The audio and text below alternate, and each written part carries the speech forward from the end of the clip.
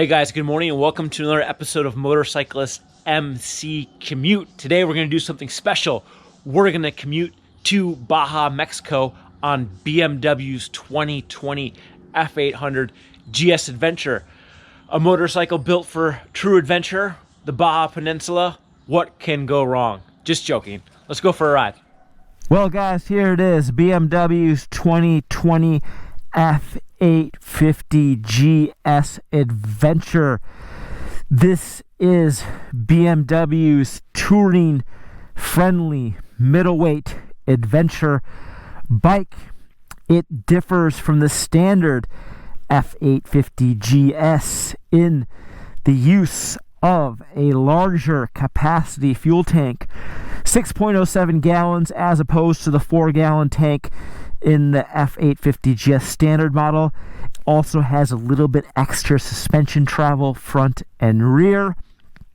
It has this broad fairing with adjustable windscreen to keep the rider comfortable when you're logging miles. Now, BMW has been crafting these GS bikes for decades and decades and decades. They certainly know how to make globe traveling motorcycles that can do anything and go anywhere. What I really like about this bike is its compact 853cc parallel twin. No doubt I love the R1250's 1254cc horizontally opposed boxer twin. I love that engine, but it is wide. It makes for a precarious motorcycle to ride in single track environments. This engine is more compact. It makes the motorcycle a little bit more lively. Of course, the broad fairing and crash bars do take up substantial room compared to other manufacturers' middleweight bikes. But what other manufacturer's middleweight bike can really go touring like this thing? We're about to find out, guys. Let's go for a ride. All right, guys, here we go. A good old-fashioned mechanical key. That is how you start or turn on the ignition on this F850 GS Adventure. Hit the starter button and the engine fires. We have this 6.5-inch color TFT. Now, BMW Motorrad's been using this dash display on all of its bikes since around 2019, 2020. Everything except the small G310 GS has this display. And the cool thing about this setup is you can easily pair it to your smartphone. So you download the BMW Motorrad connected app. It's an iOS enabled app. Download it and you can easily pair your phone to the motorcycle. We're going to recap our Baja adventure that we took just the other day. We rode our motorcycles down from Southern California into the Baja Peninsula to watch the Baja 1000. The Baja 1000 is an off-road truck and motorcycle race that takes place every fall. It begins in Ensenada, Mexico, and this year it was ending in Ensenada, Mexico too. So just basically a 1,000-mile loop. Who went down there with me was my co-worker Jeff Allen. He's our photographer here at Motorcyclist, and my colleague Justin Dawes, who is the executive editor over at Cycle World. Now, when you're riding to a place like Baja, it's really important to have a comfortable motorcycle, and this F850 GS Adventure is just that. The seat is nice and wide, it's well supportive. The broad fairing helps shield the rider from the wind.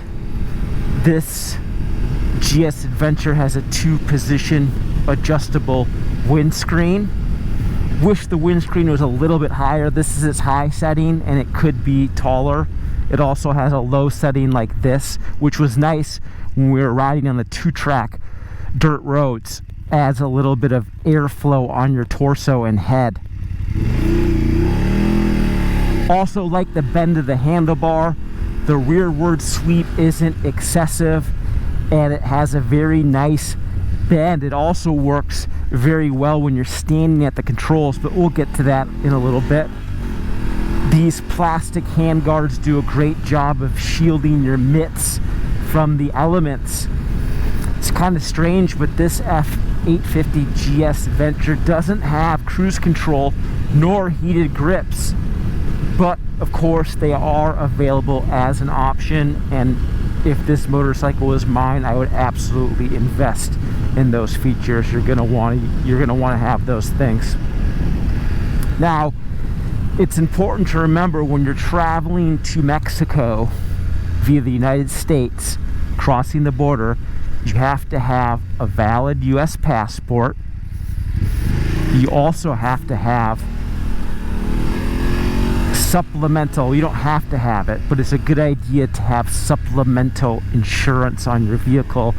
A lot of vehicle insurance does not extend into Mexico, so you have to check with your insurance provider and potentially purchase some supplemental insurance. Always good to be covered. Our smartphones worked in Mexico. Our service provider includes Mexico coverage, so that was easy. It's also a good idea to take out some pesos from the bank. I'm sorry, take out some dollars from the bank and convert them into pesos so you have some cash to spend on stuff. Of course, many places in Mexico take US dollars, so you don't need to absolutely have pesos, but it's always good to have some just in case. But it's important to always carry a good amount of cash with you, because some of the ma and pa shops you get on there just don't take credit cards. Back to the bike. So, very nice ergonomics package. The only squawk in the ergos department is the foot pegs. The foot pegs are a little more rearward positioned for what I would like. I would like the foot pegs to be a little farther forward. It was not a bit of a stretch, but if you're a 6 foot taller rider or above size person, it's going to be a little bit cramped in the leg compartment, just because your knees are tucked so far behind, because those foot pegs are positioned a little bit farther behind. I do like the sharp serrated foot pegs. That makes it easy to have a lot of grip against the sole of your boot. The big rear brake lever is also nice. All in all, good ergonomics package, which became really apparent when we were riding off-road. Suspension. Now, BMW has conventional, at least conventional for a GS bike, suspension on this F850 GS Adventure, where the R1250 has its telelever front suspension setup. This thing has a conventional inverted fork. No adjustment. Damping is fixed. Rear suspension is comprised of a direct mount shock absorber that mounts directly between the frame and swing arm without a linkage. There is a manual spring preload adjustment knob, so you can easily dial the rear end of the bike in based on your handling preference or how much cargo you have. I didn't spring for the accessory BMW hard luggage. Instead, I just fit a backpack on the seat. This particular F850 GSA is outfitted with the Essential package, which includes the luggage rack and ABS Pro and DTC. So I used that luggage rack as mounting as a mounting surface for my backpack, and it worked really well. And the moral of the story is, when you have a lot of weight in that backpack, you can use the spring preload knob to adjust the rear ride height of the bike and help prevent the back of the bike being so low based on your weight. Rebound damping adjustment is also offered inside that shock, but to be fair, the damping really is pretty good on this bike. When you're riding on bumpy, beat up, worn pavement that's typical, that you typically find south of the border, the suspension really did a good job of not beating me up. When we encountered some real good fun twisty roads, I'd be lying if I said that I didn't miss some compression dampening in the fork. The fork definitely collapses a little faster than I would like when I'm on the brakes, but it's not bad by any means. It's just one of those things where a little extra compression damping support would have been nice to have. Still, this motorcycle's pretty capable on a curvy stretch of road for a bike with a 21-inch front wheel. These days, pretty much all tire manufacturers manufacture a really good sporty-ish 21-inch front tire. This bike is rolling on Michelin Anarchy 3 tires. They work very good in the pavement. They worked very well off pavement in the moist dirt we encountered in Mexico, where this thing has a real dirt bike size 21-inch front wheel. The rear wheel is of 17-inch fitment, which is kind of curious. I wish BMW would have just fit an 18-inch rear wheel on this bike. Most tire manufacturers offer a really good road tire in 18-inch fitment. Of course, you have access to the most gnarly off-road knobby tires in 18-inch fitment too. So realistically, if you wanted to really get nasty off-road, if it had an 18-inch rear wheel, you could fit straight up motocross tires on this bike and really go places. We didn't spend a lot of time riding this bike off-road, but we did ride a little bit off-road on 2-track, and I was really surprised how competent this motorcycle is. Now, with a full 6.07 gallons of fuel, that's right, this bike has 6.07 gallon capacity fuel tank. Thank God. I love motorcycles with huge fuel tanks. The standard F850 GS only has a measly 4 gallons, so that 6.07 gallons just gives you range. My colleague Jeff was riding a Yamaha Tenere 700, and that thing only has a 4-gallon tank, and we had to stop all the time for gas. This thing, when he needed to stop for fuel, we still had a half a tank remaining. So really like the range and the fuel capacity of this bike. But at the same time, the extra range and capacity, it makes a difference in terms of this vehicle's curb weight. With a full tank of gas, this bike weighs in at 538 pounds. 538 pounds is a lot of weight for a middleweight adventure touring rig. You gotta remember, BMW's R1250 GS weighs 590 pounds, so it's not that far away from that. Conversely, the middleweight 790 and 700 bikes from the Austrian company, the Tuning Fork company, they're in the 400s. So this thing is considerably more heavy. But when you're riding off-road, I don't know how BMW does it, but this thing feels very light. You'd be hard-pressed to even know that this bike weighs 538 pounds because of its good manners. The Ergonomics package really shined off-road too. The bike feels very much like a big dirt bike.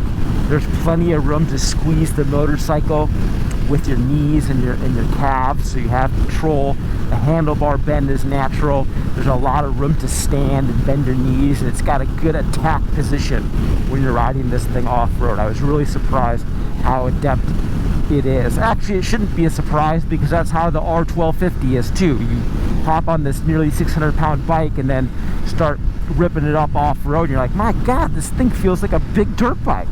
So kudos to BMW for really honing in on the ergonomics on these bikes. Well, I wish I could set cruise control, guys, but we can't because we don't have that option. Engine power. This F850 GS Adventure is powered by BMW's 853cc parallel twin. Dual overhead cam, 8-valve cylinder head. This powertrain was tweaked significantly for the 2019 model year. Twin counterbalancers were fitted. This engine has uneven firing interval, just like basically every modern parallel twin. That gives it a feel of a V-twin configuration. It's got a good power, pulse feel, good sound. There's a hint of engine vibration, but it's the good kind. Makes riding fun. A lot of torque out of this engine, right around 54 foot-pound torque at the business end of the Anarchy 3 tire. 79 horsepower this engine doles out, and it's not so much how much peak power this thing has, but how much roll-on grunt it has. It puts power through a 6-speed transmission with slipper function clutch, cable actuated clutch mechanism here, and the transmission works through a left hand side chain final drive. Hallelujah! BMW finally fit a conventional left hand side chain final drive on their middleweight adventure bike. Also of note, the exhaust muffler has been moved because the chain final drive used to be on the right side, the muffler was on the left. They reversed it, chain final drive on the left, muffler on the right. So now this motorcycle is very much a conventional motorcycle in terms, or a conventional Japanese style motorcycle in terms of its architecture. So kudos to BMW. Gearing on this bike, I love how first gear is nice and short. It makes it easy to launch the motorcycle. You don't have to give it very much gas. If you're on a steep hill or incline, the motorcycle is very easy to launch. Conversely, when you're in top gear, we're at 84 miles per hour and this thing's only pulling 5,000 RPM. I like that a lot. This bike gets right around 44.3 mpgs, astounding level of gas mileage. We have been hauling butt on this motorcycle, have not been riding this thing slow, and yet we've been getting 44.3 mpg, which is very, very good for a big, heavy bike of this size.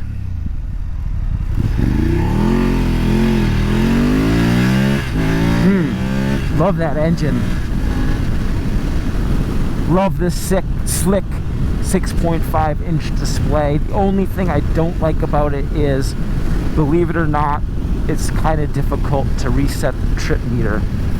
You'd think that would be so easy to do and you just push a button, but you actually have to go in this settings thing and hit some buttons to do it. Not the easiest thing to do. Navigation, this is a standard feature that is powered by my smartphone that is Bluetooth paired to the bike using the BMW Motorrad connected app.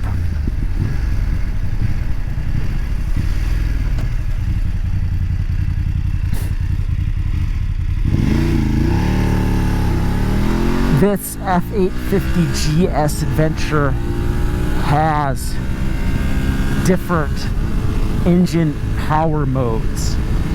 So different engine power modes. Right now we're in the road setting.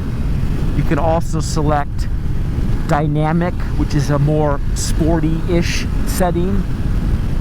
And then there's enduro mode, which is designed for off-road use. These modes and rain, we have rain 2, which is designed for more mellow power delivery in the all over wet or slippery surfaces. Now, these modes also affect the traction control system and ABS. This particular bike has ABS Pro. ABS Pro differs from the standard ABS by adding a cornering function. So this bike actually has cornering, or some form of cornering ABS. I don't know why the Motorrad crew doesn't call it cornering ABS. They call it bank angle sensitive ABS. but this ABS Pro allows that. In typical BMW fashion, all of their latest gen ride-by-wire bikes, these bikes have really good throttle response, and this F850 GS Adventure certainly is not lacking in that department. The throttle response is excellent. There's not a big difference between the road and dynamic setting. You can feel that dynamic is just a little bit more, I guess, when you crack the throttle, the engine's maybe just like 2% more responsive, but it's a very, very small degree. Certainly a lot of the other manufacturers, when you go between their riding modes, there's a bigger jump, especially between the normal setting and the sport setting. BMW has really made that mellow, which is okay in my book. Of course, when we were riding off-road, we were able to manually disable ABS and traction control with this button right here, which is awesome. I do not like traction control nor ABS when I'm riding off-road. I want full manual control, and thankfully BMW allows that on its 2020 F850 GS Adventure. It's also worth noting that BMW has Gear Shift Assist Pro as an accessory, which is basically an electronic quick shifter, so you can run up and down through the 6-speed gearbox without using a clutch. This motorcycle isn't fitted with that feature, but it is absolutely worth every penny, and I can't recommend it enough. Now, we rode this motorcycle at night, and the LED headlamps work very well. This bike doesn't have BMW's adaptive cornering headlamps. That's not even available as an option, which is kind of surprising, but hopefully BMW adds that feature, because cornering headlamps are awesome after dark. But the LED system works very well. It's also worth noting that BMW offers a dynamic braking feature.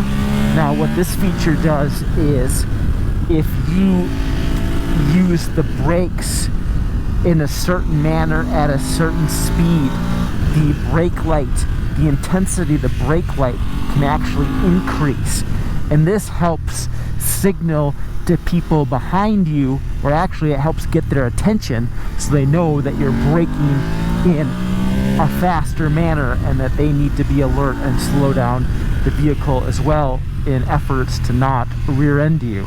So this motorcycle has that as an option as well. And I can't stress, for a 538-pound bike, this thing works really well on and off-road. Yes, the suspension is a little spongy, but definitely within specification for my needs. Brakes. This F850 GS Adventure has triple disc hydraulic brakes, Brembo axial mount, front calipers, not radial mount, which kind of stinks. I wish it had radial mount. Everything should have radial mount. And the brakes, they work adequately, but definitely when you're leaning on them in the corners, when you're going kind of quick, the brakes could have a little bit more power. They could have stronger bite. Conversely, I like the muted feel of the front brakes when you're riding in the dirt. When you're riding in the dirt, usually traction is at a premium, so it's nice to have a set of brakes that aren't overly responsive and don't have too much bite. That way, when you use the brakes, you don't have to worry about the wheel locking up when you're in that traction limited surface. So I actually liked the muted feel and sensation of those brakes off-road. Rear brake, it's worth noting that the rear brake is a single piston configuration. Now, a good street bike and dirt bike has, or a good, off-road going. A good adventure bike has a twin piston rear brake caliper, and this bike doesn't have that. That single piston just limits the power and the braking feel, where I actually like the front brakes more off-road than on. The rear brake I'm just not really a big fan of anywhere. It just doesn't have enough bite on pavement or off for me. But that's one of the few squawks I have on this F850 GS Adventure. All in all, a very nice motorcycle. Now, there's a reason why when you're south of the border you see these BMW GS bikes everywhere, and that is reliability. These motorcycles are built to last. This machine carries a 3-year warranty from the factory. BMW also offers extended warranty options. Maintenance is few and far between on this motorcycle as well. Scheduled engine oil changes are recommended at 6,000 mile intervals.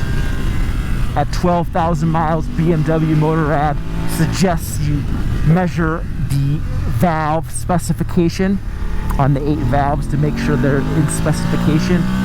They also ask that you replace the spark plugs and the air filter. So that at 12,000 miles, and oil changes at 6, which is pretty good. When you're a long way from home, you want a machine that is reliable and that's going to take you there and back in one piece. And that's what the Motorrad company prides itself on. These motorcycles are made in Germany. They're not outsourced to a different country. They're made where they always have been. Well, guys, there she is, BMW's 2020 F850 GS Adventure.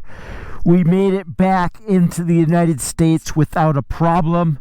We showed our US passport and our global entry card, and we were whisked right back into the States. Over the course of our trip, we logged almost 600 miles on this bike in comfort, in style, with a decent level of performance. All right, guys, let's do some quick Q&A on this motorcycle. This or save the cash and go with the Tenere 700? Well, this bike and the Tenere 700 are actually very different. This is a long-range touring style ADV middleweight bike, where the Tenere 700 is more of a short-range, single-track, more gnarly terrain. Now, this bike can tackle some pretty gnarly terrain, but the Tenere 700 is lighter, more nimble, and more apt in serious off-road conditions. This thing can do some stuff, but you have to be a little bit more careful with it. But if you want to go a couple hundred miles and do some serious touring, this is the bike for that. Which would you take, this or a Multistrada 950S? Factor in cost of ownership as well. I'm not a big fan of the newer Multistradas. I'm just not a fan of those bikes. I would go with this bike. There is no question. This or a KTM 790 Adventure? Again, this motorcycle realistically doesn't really compare to a 790 Adventure. This is more designed for long range touring. The 790 Adventure almost splits the difference. It's a little bit more range, a little bit more touring friendly than the Tenere 700, but not quite to the level of this. If I was a hardcore off-road guy, I would get the 790 Adventure. If I was more of a road touring guy that's going to go off the beaten path every once in a while, I would gravitate toward this bike. How spongy is the front unadjustable suspension? The fork could use a little bit more damping support, especially when you're wailing in the corners like we were just now. Again, it's not bad. It's definitely within my specification of ass hauling, but it could be improved. I'm not going to lie. How is the windscreen? Yes, the windscreen needs to be taller. It's too short in its highest setting. How does it compare to the Tiger 900 around town? This is an excellent motorcycle. I would get this over the Tiger 900 just because it has better off-road capability in stock form. It also has better touring capability. So again, no brainer. This is a much better bike. Would you get the F850 GS over an older or newer 1250 GS? And would you say it's as capable? I would probably go by way of R1250. I like having all that power, all that sound, all that performance. The R1250 GS Adventure doesn't weigh that much more than this motorcycle, yet it has more fuel capacity, more power. That thing is surprisingly good off-road, the R1250 GS Adventure. Every time I ride that big behemoth of a bike, I'm just like, damn, this thing kicks ass off-road. So I would gravitate toward that. If you're looking for an older F800, I would stay away from that bike. This 2020 and 2019 F850 GS was a big improvement compared to its predecessor. So you definitely want this latest and greatest platform. What are the main differences between the 2020 and 2021? 2021 has a couple new features. ABS Pro is now standard. Riding Modes Pro is standard. Besides that, it's all really minor stuff. Well, guys, that wraps up today's special edition MC Commute. I hope you enjoyed us taking you through a little tour of Baja, Mexico on the F850 GS Adventure. Would I spend my $15,800? That's right, nearly $16,000 for this motorcycle in this trim configuration? I would not. I like this bike. I like Motorrad bikes. I like GS bikes, but nearly $16,000 for this motorcycle is just way too much money. I would spend my money with a liter and a liter above sized new Japanese adventure bike. You get way more value, way more performance for your dollar spent compared to this $16,000, nearly $16,000 F850 GS Adventure. Guys, if you want to know more about this bike, log on to motorcyclistonline.com on the interwebs. I wrote a review. There's some additional pictures, some technical specifications on this vehicle. And if you like this video, give it a thumbs up. If you thought it was terrible, please give it a thumbs down. And we'll see you guys next time. Thanks for watching.